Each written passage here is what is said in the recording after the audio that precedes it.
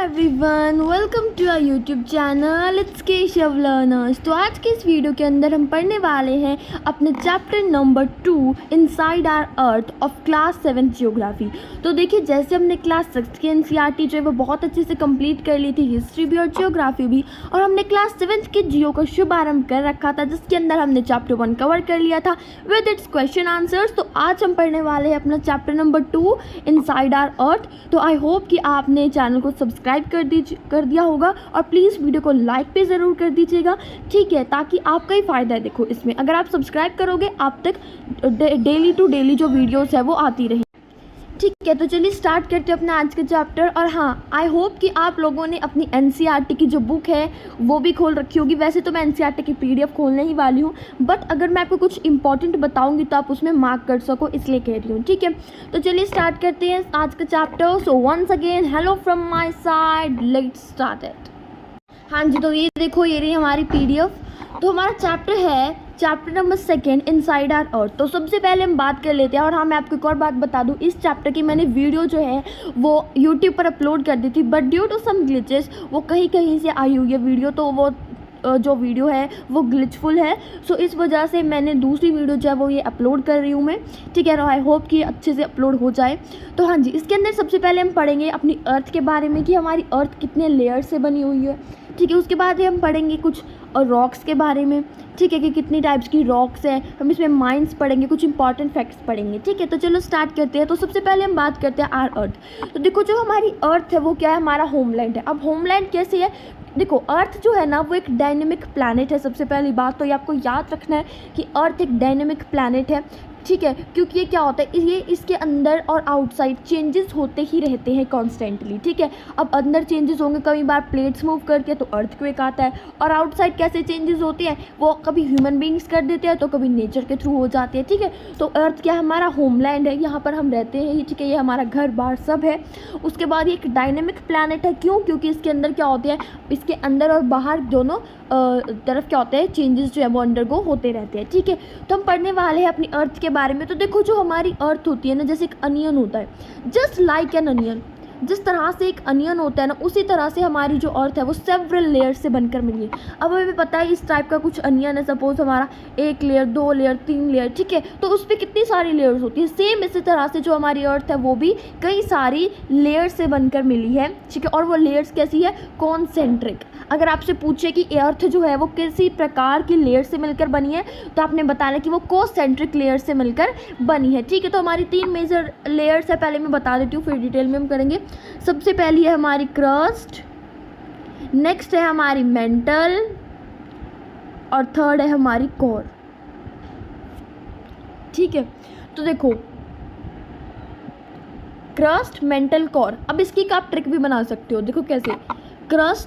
Crust क्या है, mental है, ठीक है, और उसका सरनेम क्या है, कौर। जैसे सिख में होता है ना, कौर सरनेम होता है CAUR, बट यहाँ पर आपको क्या रखना है यार कि COUR है, कौर, ठीक है। तो क्या है, क्रस्ट मेंटल है, और मेंटल के बाद क्या लाना है, कौर, मतलब कि उसका क्या है, ये सरनेम है। तो क्या है, क्रस्ट मेंटल कौर, ये एक पूरा नाम बन गया, क्रस्ट मेंटल कौर, मतलब कि क्रस्ट मेंटल है और उसका जो सरनेम है वो कौर है, ठीक है। ये आपको एक ट्रिक लर्न रखनी है अगर आपको लेयर्स जो है याद नहीं होती है तो, ठीक है। तो चलो आगे चलते हैं, एक सेकेंड।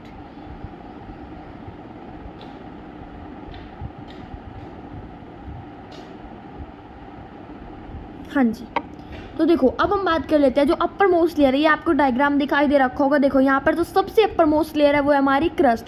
तो आपको याद रखना है जो हमारी अपर मोस्ट लेयर है अर्थ की वो कौन सी है बच्चों, क्रस्ट एंड क्रस्ट, ठीक है। अब देखो ये कैसी है, ये थिनेस्ट लेयर है, सबसे थिनेस्ट लेयर है ये, पूरी जो लेयर्स है इसकी सबसे पतली है, सबसे थिन है ये, ठीक है। और ये कितनी है, अबाउट 35 किलोमीटर। एक सेकेंड जरा रुको, सॉरी, हाँ जी। तो देखो 1 सेकेंड, हाँ जी, तो देखो ये रहा हमारा। तो देखो ये जो है ये 35 किलोमीटर तक का एरिया इसका कॉन्टिनेंटल मास पे, वो भी समझाऊंगी, एक बार पढ़ लेते हैं। उसके बाद 5 किलोमीटर है ओशन फ्लोर्स पे। अब देखो क्या होता है, ये हमारा अर्थ है, सॉरी, ये हमारी अर्थ है। अब यहाँ पर क्या होता है, कॉन्टिनेंट्स होते हैं, लैंड होता है। अब ये रहे हमारे कॉन्टिनेंट, सपोज यहाँ पर माउंटेन्स है और उसके नीचे क्या होता है, कॉन्टिनेंटल क्रस्ट होती है। क्या होती है, कॉन्टिनेंटल क्रस्ट होती है। अब यहाँ पर हमारे कॉन्टिनेंट शुरू हो रहे हैं, मतलब यहाँ पर लैंड है, यहाँ से लैंड शुरू है, तो इसके नीचे तक जहाँ तक 35 किलोमीटर होगा, जहाँ भी आगे 35 किलोमीटर होगा वहाँ तक क्या होती है, हमारी कॉन्टिनेंटल क्रस्ट होती है। कॉन्टिनेंटल एरिया पे अगर हम बात करें तो 35 किलोमीटर तक होती है, देखो, ठीक है। और जो ओशंस होते हैं, यहाँ पर वाटर, सपोज यहाँ से ओशन स्टार्ट है, ठीक है, ये एंडेस्ट पॉइंट है एक ओशन का नीचे से, तो यहाँ से लेके नीचे के 5 किलोमीटर तक होती है हमारी कौन सी लेयर, क्रस्ट लेयर, जिसे हम क्या बोलते हैं, ओशियानिक क्रस्ट भी बोलते हैं। देखो मैं आपको डायग्राम के थ्रू दिखाती हूँ, ये रहा हमारा डायग्राम। यहाँ पर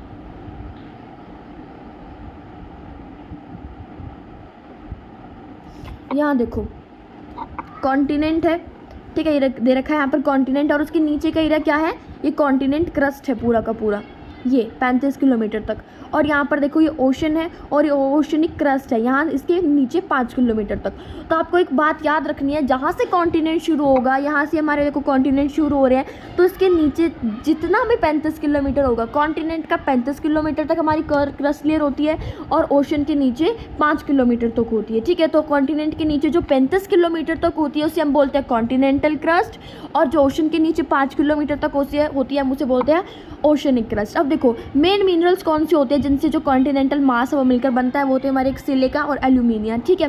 तो देखो सिलिका और एल्यूमिनियम जब इन दोनों को हम जोड़ देते हैं तो ये क्या बनाते हैं, सेल, SiL, SI होता है सिलिका और एल्यूमिनियम होता है Al से, ठीक है। तो अब देखो कॉन्टिनेंटल पे सेल, सिलिका और एल्यूमिनियम, और जो ओशियानिक में क्या होता है, सिलिका और मैग्नीशियम, सीमा, SiMa। सिलिका का SI ले लिया हमने यहाँ पर और मैग्नीशियम का ले लिया हमने Ma। तो याद रखना है क्रस्ट में कॉन्टिनेंटल क्रस्ट में सीला और ओशियानिक क्रस्ट में सीमा, ठीक है। ये दो बातें आपको याद रखनी है। और कॉन्टिनेंट में 35 किलोमीटर तक है और ओशियानिक में 5 किलोमीटर तक है, ठीक है। तो एक बार ना ये पढ़ देते हैं, फिर दोबारा से इसी पेज पे आना पड़ जाएगा हमें। तो देखो डीपेस्ट माइन जो है हमारी पूरे वर्ल्ड की, वो साउथ अमेरिका के, अफ्रीका के अंदर है, सॉरी, ठीक है। तो साउथ अफ्रीका के अंदर हमारी सबसे डीपेस्ट माइन है जो कि 4 किलोमीटर डीप है, मतलब 4 किलोमीटर नीचे तक उसकी गहराई है, ठीक है। और इसके अंदर एक बार जो है ऑयल इंजीनियर्स जो थे उन्होंने 6 किलोमीटर तक जो है रास्ता बना लिया था, ठीक है। 4 किलोमीटर तक किया, 6 किलोमीटर तक इन्होंने बना लिया था, आगे तक होल कर लिया था एक। और अगर हमें सेंटर तक पहुंचना है, ये रहा देखो उसका सेंटर, अगर हमें अर्थ के सेंटर तक पहुंचना है तो हमें 6000 किलोमीटर तक डीप, इतना मतलब कि 6000 किलोमीटर गहराई पे हमें क्या करना पड़ेगा, वो भी ओशन फ्लोर पे हमें एक गड्ढा जो है वो डिग करना पड़ेगा, जो कि पॉसिबल नहीं है, ठीक है। अब नेक्स्ट देखो कौन सी लेयर बताई है इन्होंने, जस्ट बीनीथ द क्रस्ट। अब क्रस्ट के नीचे कौन सी लेयर है, मेंटल लेयर है, ठीक है, जो कि क्रस्ट से 2900 किलोमीटर तक नीचे है। आगे चलो नेक्स्ट पेज पे बताती हूँ उसे मैं आपको।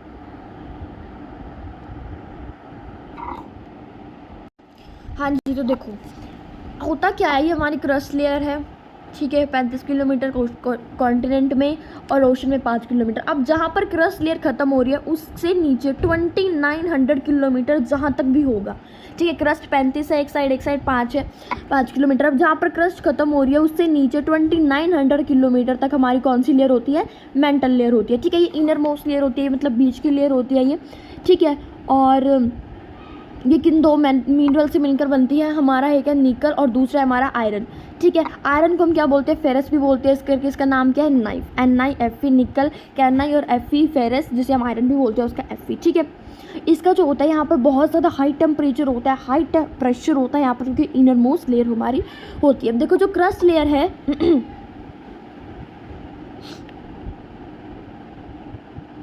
देखो जो हमारी क्रस्ट लेयर होती है वो 1% फॉर्म करती है अर्थ का, ठीक है। 84% मेंटल लेयर और 15% हमारी कोर लेयर जो है वो फॉर्म करती है।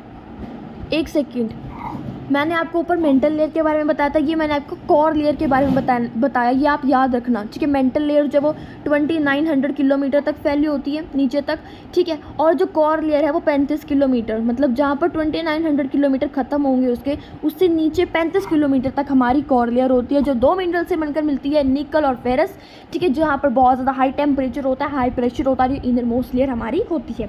तो क्रस्ट 1% फॉर्म करती है, मेंटल हमारा 84% और 15% हमारी करती है करती है। कौन फॉर्म? Core layer. अब देखो जो रेडियस अर्थ की कितनी है 6371 किलोमीटर है, ये आपको याद रखना है, ठीक है। अब हम बात कर लेते हैं कुछ रॉक्स की। तो देखो जो हमारी अर्थ क्रस्ट है यहाँ पर बहुत सारी रॉक्स हमें देखने को मिल जाती है, ठीक है। अब बेसिकली रॉक होता क्या है? बेसिकली रॉक होती क्या है? तो देखो एक नेचुरल मास होता है, मतलब एक बहुत बड़ा मास एरिया, ठीक है, जो कि मिनरल मैटर किसी मैटर से जो मिलकर बनता है उसे हम बोलते हैं रॉक, ठीक है। तो देखो रॉक के डिफरेंट साइजेस होते हैं, कलर्स होते हैं, टेक्सचर होते हैं। तो बेसिकली 3 रॉक्स के बारे में हम यहाँ पर पढ़ने वाले हैं, इजीनियस, सेडिमेंट्री एंड मेटामॉर्फिक रॉक्स, ठीक है। तो चलिए स्टार्ट करते हैं अपनी इजीनियस रॉक्स से। तो देखो जैसे हमारा वोल्केनो होता है, इसमें से जो मॉल्टन मैग्मा निकलता है ना अब जो उसमें से लावा निकल रहा है, जब ये ठंडा हो जाता है एकदम बाहर आके, जैसे वोल्केनो है, इससे क्या निकलता है? मॉल्टन मैग्मा, लावा जो होता है, ठीक है, वो निकलता है और ये बाहर आके क्या हो जाता है कि एकदम से सॉलिड हो जाता है, ठीक है, एकदम से जम जाता है, हार्ड हो जाता है। और जब वो जम जाता है तो वो कौन सी रॉक्स फॉर्म करता है? वो फॉर्म करता है हमारी इजीनियस रॉक्स, ठीक है। इजीनियस रॉक्स को हम प्राइमरी रॉक्स भी बोलते हैं। नेक्स्ट 2 टाइप्स की हमारी इजीनियस रॉक्स होती है, एक होती है इंट्रूसिव और एक होती है हमारी एक्सट्रूसिव। अब इंट्रूसिव और एक्सट्रूसिव क्या होती है? तो सबसे पहले तो देख लेते हैं लावा क्या होता है। तो देखो जो लावा होता है बच्चों, वो क्या होता है? एक रेड मोल्टन मैग्मा होता है जो इंटीरियर ऑफ द अर्थ के सरफेस, मतलब अर्थ के जो इंटीरियर है, अर्थ के अंदर से वो निकलता है, ठीक है। और अर्थ के ऊपर, जैसे अर्थ का एरिया है, अर्थ के इंटीरियर से निकलेगा और अर्थ के ऊपर निकलेगा, ठीक है, अर्थ के सरफेस पे निकलेगा, बट कहाँ से निकलेगा? अंदर से निकलेगा, ठीक है। तो नेक्स्ट है हमारे पास कि जब ये मोल्टन लावा जो ये ठंडा हो जाता है अर्थ के सरफेस पे, ठीक है, तो ये सॉलिड हो जाता है, ठीक है। और जो रॉक्स फॉर्म होती हैं उन्हें हम बोलते हैं इंट्रूसिव। अब देखो सॉरी, उसे हम बोलते हैं एक सेकेंड रुको यार। अब देखो जब जो सॉलिड हो जाता, जब मैग्मा जब वो बाहर निकलता है, वो अर्थ के सरफेस पे आके ठंडा होता है, वहाँ पर वो सॉलिड हो जाता है। जब वहाँ पर वो जो रॉक्स फॉर्म करता है उसे हम बोलते हैं एक्सट्रूसिव इजीनियस रॉक्स। और जब मोल्टन मैग्मा अर्थ के अंदर ठंडा हो जाता है तब वो फॉर्म करता है इंट्रूसिव रॉक्स। तो देखो एक्सट्रूसिव जब बाहर आके ठंडा होगा, बाहर आके रॉक्स बनेंगी, वो एक्सट्रूसिव इजीनियस रॉक्स। और जब अर्थ के अंदर ही ठंडा हो जाएगा, वहाँ पर रॉक्स बनेंगी, तो वो इंट्रूसिव इजीनियस रॉक्स। एक्सट्रूसिव इजीनियस रॉक्स का एग्जाम्पल है बेसाल्ट, जो कि डेक्कन प्लेट्यू के अंदर मिलती है हमें, ठीक है। तो याद रखना है एक्सट्रूसिव का एग्जांपल है बेसाल्ट, जो कि डेक्कन प्लेट्यू के अंदर मिलती है। और जो इंट्रूसिव रॉक्स हैं, ठीक है, उनका एग्जांपल्स है ग्रेनाइट, ठीक है। तो इनका क्या एग्जांपल है? इसका ग्रेनाइट इसका एग्जांपल है, और एक्सट्रूसिव का बेसाल्ट और इंट्रूसिव का ग्रेनाइट। अब देखो इजीनियस का मतलब क्या होता है? ये लैटिन वर्ड है जो इजनिस से मिलकर मिला है, जिसका मतलब होता है फायर। सेडिमेंट्री सेडिमेंटम से मिलकर बना है, जिसका मतलब होता है सेटल डाउन। नेक्स्ट है मेटामॉर्फिक, मेटामॉर्फोस से बनकर मिला है, जिसका मतलब होता है मीनिंग चेंजिंग, एक सेकेंड, चेंज ऑफ फॉर्म, ठीक है। तो देखो मैंने आपको 2 तरह की रॉक्स पढ़ा दी हैं, ठीक है। मैंने आपको लेयर्स बता दिए हैं तीनों। अब मैं दोबारा से एक बार रिवाइज कराऊंगी, जब वीडियो एंड होने वाली होगी हम पढ़ते हैं नेक्स्ट रॉक के बारे में। चलो एक बार पहले मेटामॉर्फिक रॉक के बारे में समझ लेते हैं, फिर हम ऊपर चलेंगे यूजेस ऑफ रॉक्स के पास, ठीक है। तो देखो जब जो रॉक्स है वो जो रॉक्स है, जब वो अपनी फॉर्म चेंज करते हैं, मतलब जब एक रॉक जो है वो दूसरी टाइप में कन्वर्ट हो जाती है, तो उसे हम बोलते हैं रॉक साइकिल।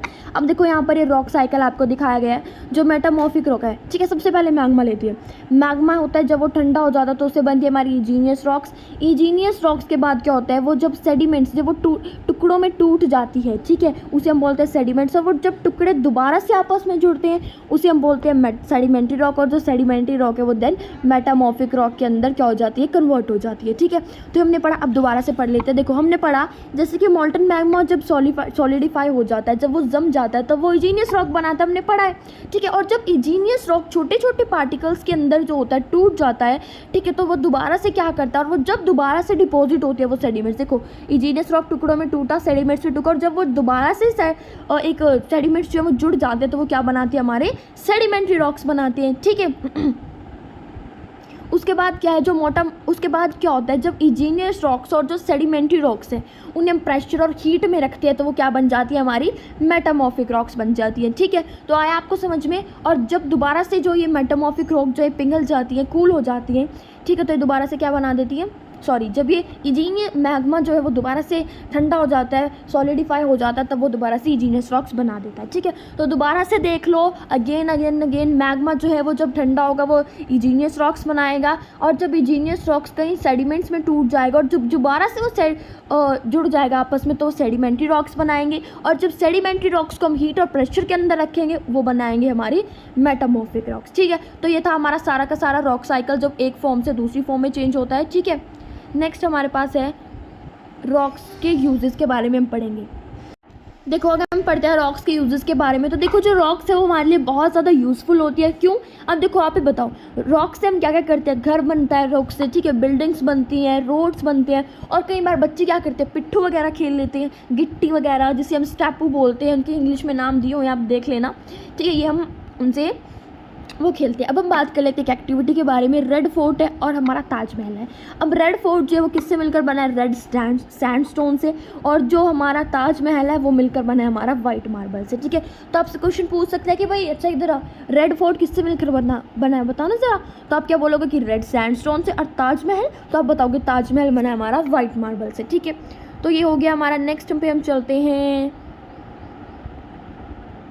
बिल्कुल छोटा सा पैरा रह गया। वाह, हमने इतनी जल्दी चैप्टर कंप्लीट कर लिया। चलो अच्छी बात है, क्वेश्चन आंसर्स की वीडियो आपको जल्दी मिल जाएगी। अब देखो आगे क्या कह रहे हैं ये। रॉक्स जो है वो डिफरेंट मिनरल्स से मिलकर मिलती हैं, ठीक है। और जो मिनरल्स होते हैं वो नेचुरली सब्सटेंस होते हैं, मतलब नेचुरल अक्कर होता है, उनका अक्रेंस होता है, वो नेचुरली आज़ाद बनते हैं सब्सटेंसेस, ठीक है, जिनकी क्या होती है डिफरेंट फिजिकल प्रॉपर्टीज़ होती है, डिफरेंट केमिकल कॉम्पोजिशंस उनका होता है, ठीक है। उसके बाद जो है, अब देखो जो मिनरल्स होते हैं वो क्या होते हैं, इसी तरह से मैंने आपको बताया क्या होते हैं मिनरल्स, नेचुरली जो है सब्सटेंसेस होते हैं, जो उनकी नेचुरल अक्रेंस होती है, डिफरेंट फिजिकल प्रॉपर्टीज़ होती है, डिफरेंट केमिकल कंपोजिशंस होते हैं। और जो मिनरल्स होते हैं वो हमारे ह्यूमन काइंड के लिए बहुत ज़्यादा इंपॉर्टेंट होते हैं। जैसे कि एग्जाम्पल के तौर पर कॉयल, नेचुरल गैस, पेट्रोलियम, जिन्हें हम इंडस्ट्रीज़ के अंदर यूज़ भी करते हैं, और कुछ ऐसे और एग्जाम्पल्स हैं जिन्हें हम इंडस्ट्रीज़ के अंदर यूज़ कर रहे हैं, जैसे एल्यूमिनियम, गोल्ड, यूरेनियम हो गया, मेडिसिन में इनको यूज़ करते हैं, फर्टिलाइजर्स में हम इनको यूज़ करते हैं, ठीक है। तो देखो मैंने आपको चैप्टर जो वो सारा समझा दिया, एक बार दोबारा से आपको बता देती हूँ हमने क्या क्या पढ़ा।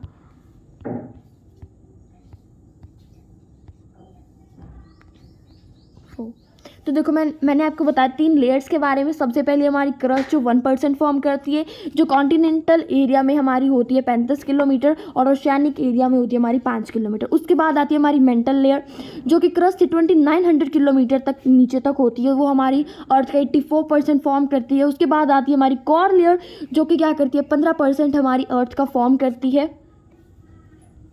और 3500 किलोमीटर तक वो नीचे तक फैली होती है। उसके बाद हमने 3 रॉक्स के बारे में पढ़ा, इजीनियस, सेडिमेंट्री एंड मेटामॉर्फिक। उसके बाद हमने इसके यूजेस के बारे में पढ़ा, ठीक है, कि हम इसको कहाँ कहाँ पर यूज़ करते हैं रॉक्स को, बिल्डिंग्स में, रोड्स कंस्ट्रक्ट करने में, और मिनरल्स के बारे में मैंने आपको अभी बता ही दिया। तो आई होप कि आपको अच्छी लगी होगी वीडियो, समझ आया होगा। प्लीज़ चैनल को सब्सक्राइब करिएगा और वीडियो को लाइक करिएगा। तब तक के लिए स्टे ट्यून्ड विद अस, मिलते हैं नेक्स्ट वीडियो में। Thank you, have a nice day.